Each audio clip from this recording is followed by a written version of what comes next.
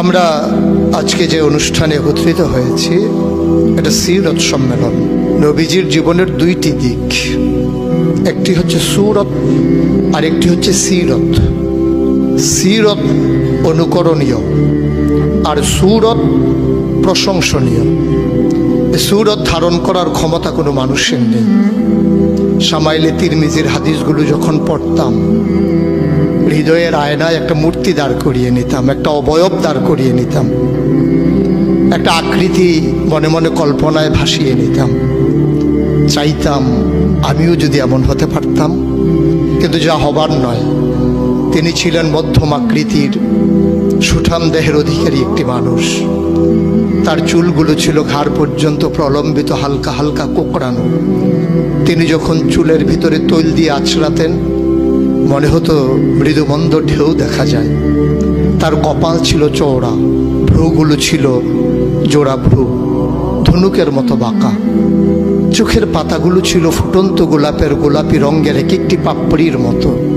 তিনি কখনো বা যখন চোখের পলক ফেলতেন, মনে হতো মৃদুমন্দ বাতাসে গোলাপ পাপড়ি যেন দোল খাচ্ছে।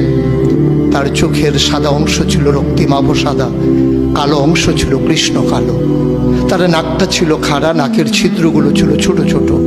নাকের নিচে ছিল সরু চিকন গোঁফ, গোঁফের নিচেই সেই গোলাপি রঙের ঠোঁট।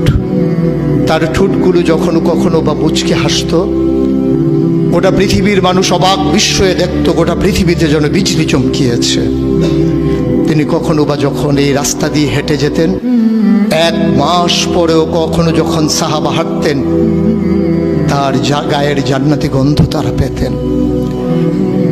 মায়েরা উম্মাহাতুল মুমিনিন যারা, তারা নবীর যখন কখনো এই ঘামে ভেজা শরীর নিয়ে ঘরে ঢুকতেন, কপালের ভিতরে মুক্তোর দানার মতো ঘামগুলো যখন জমে থাকতো, মায়েরা ছোট্ট শিশি খুঁজে সেই ঘামগুলো শিশিতে ভরে জমা রেখে দিতেন, কখনো বা ঈদে কোনো অনুষ্ঠানে যেন আতর হিসেবে ব্যবহার করতে পারেন।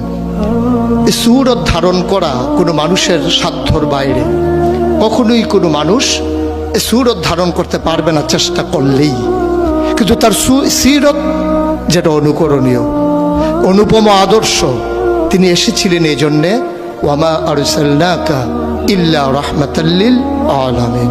তিনি ছিলেন রহমত গোটা ধরনীর জন্যে। যেমন করে আল্লাহ বলেছেন, ফাবিমা রাহমাতিন মিনাল্লাহি লিনতা লাহুম ওয়ালাউ কুনতা ফাজ্জান গালিজাল কলব লানফাদ্দু মিন হাওলিক ফাআফু আনহুম ওয়াস্তাগফির লাহুম ওয়া